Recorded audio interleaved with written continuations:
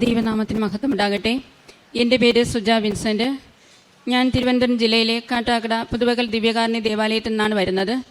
ഞാൻ ആദ്യമായി ഉടമ്പടി എടുക്കുന്നത് 2022 ഏപ്രിൽ 27 രണ്ടാമതാണ് അമ്മ മാതാവ് പ്രത്യക്ഷപ്പെട്ട ഈ അൾത്താരയിൽ സാക്ഷിയായി നിൽക്കുന്നത്. ഉടമ്പടി എടുത്ത് ആദ്യമായി എനിക്ക് ലഭിച്ച അനുഗ്രഹം എന്ന് പറയുന്നത് കുടുംബ പ്രാർത്ഥന ഉണ്ട് എല്ലാ ദിവസവും കുടുംബ പ്രാർത്ഥന ഉണ്ട് എന്നുള്ളതാണ്. ഉടമ്പടി എടുക്കുന്നതിന് മുമ്പ് കുടുംബ പ്രാർത്ഥനയ്ക്ക് ചേട്ടനെ വിളിക്കുമ്പോൾ ഞങ്ങളോട് പ്രാർത്ഥിക്കാൻ പറയുമായിരുന്നു. ഈ ഉടമ്പടി എടുത്തതിൻ്റെ പിറ്റേ ദിവസം മുതൽ ചേട്ടൻ ഇങ്ങോട്ട് എന്നെ വിളിക്കുമായിരുന്നു, പ്രാർത്ഥിക്കുന്നില്ലേ എന്ന്. അന്നു മുതൽ ഇതുവരെയും കുടുംബ പ്രാർത്ഥന മുടങ്ങിയിട്ടില്ല. ഇത്രയും വലിയ അനുഗ്രഹം തന്ന എൻ്റെ അമ്മ മാതാവിന് ഈശോയ്ക്കും കോടാനുകോടി നന്ദി അർപ്പിക്കുന്നു. അടുത്തതായിട്ട് കിട്ടിയ അനുഗ്രഹം എന്ന് പറയുന്നത് 6 വർഷമായിട്ട് എൻ്റെ വൈകുന്നേരം ആകുമ്പോൾ വയറ് വീർത്ത് വരുമായിരുന്നു.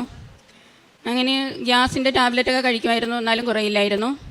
ഉടമ്പടി എടുത്തതിന് ശേഷം ഒരു ഗൈനക്കിനെ ഡോക്ടർ വീട്ടിൽ ചെന്ന് കാണുകയും ഡോക്ടർ ഒരാഴ്ചത്തേക്ക് ഗ്യാസിൻ്റെ ടാബ്ലറ്റ് തന്നു. എന്നിട്ട് ബ്ലഡ് ടെസ്റ്റും യൂറിൻ ടെസ്റ്റ് സ്കാനിങ് എല്ലാം എടുത്തുകൊണ്ട് വരാൻ പറഞ്ഞു.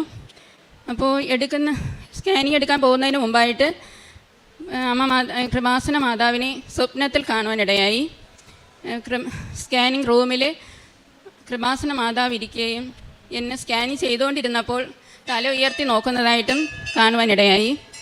സ്കാനിങ് എടുത്ത് ഡോക്ടറെ കാണിച്ചപ്പോൾ ഡോക്ടർ പറഞ്ഞു, സുജ 45 വയസ്സിൻ്റേതായിട്ടുള്ള ഒരു പ്രശ്നവും യൂട്രസിലില്ല എന്ന് പറഞ്ഞു. എൻ്റെ അമ്മ മാതാവാണ് വലുതായിട്ട് വന്നത് ചെറുതായിട്ട് മാറ്റിയത്. പൂർണ്ണമായിട്ട് വിശ്വസിക്കുന്നു. ഉടമ്പടി വസ്തുക്കൾ എല്ലാ ദിവസവും ഉപയോഗിക്കുമായിരുന്നു. പ്രാർത്ഥന മുടങ്ങിയിട്ടില്ല. അരമണിക്കൂർ ബൈബിൾ വായന എല്ലാ ദിവസവും ഉണ്ട്. അടുത്തതായിട്ട് ലഭിച്ച അനുഗ്രഹം എന്ന് പറയുന്നത് അലർജി രോഗമാണ്. 5 വർഷമായിട്ടുള്ള അലർജി രോഗം. അത് ചുണ്ട് വീർത്ത് വരുമായിരുന്നു.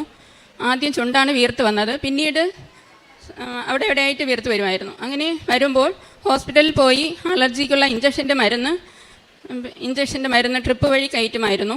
അങ്ങനെയാണ് മാറിക്കൊണ്ടിരുന്നത്. ഉടമ്പടി എടുത്തതിന് ശേഷം ഇങ്ങനെ വരുമ്പോൾ ചേട്ടൻ പറയും ഹോസ്പിറ്റലിൽ പോകാമെന്ന്. ഞാൻ പറഞ്ഞു ഇല്ല, വരുന്നില്ല, ഉടമ്പടി തൈലം പുരട്ടുമ്പോൾ മാറുമെന്ന് പറയുമായിരുന്നു. അങ്ങനെ ഉടമ്പടി തൈലം പുരട്ടിയാണ് മാറിക്കൊണ്ടിരുന്നത്. ഇപ്പോൾ പൂർണ്ണമായി മാറി. ഉടമ്പടി വസ്തുക്കളിലൂടെയാണ് മാറിയത്. ഇപ്പോൾ വരാറേ ഇല്ല. അങ്ങനെ ഇത്രയും വലിയ അനുഗ്രഹം തന്ന എൻ്റെ അമ്മ മാതാവിന് ഈശോയ്ക്കും കോടാനുകോടി നന്ദി അർപ്പിക്കുന്നു. അടുത്തതായിട്ട് കിട്ടിയ അനുഗ്രഹം എന്ന് പറയുന്നത് 38 വർഷമായുള്ള യൂറിനറി ഇൻഫെക്ഷൻ. മാസത്തിൽ 2 പ്രാവശ്യം വരുമായിരുന്നു. ഹോസ്പിറ്റലിൽ പോവുകയോ അല്ലെങ്കിൽ മെഡിക്കൽ സ്റ്റോറിൽ നിന്ന് മരുന്ന് വാങ്ങി കഴിക്കുമായിരുന്നു. അങ്ങനെയായിരുന്നു.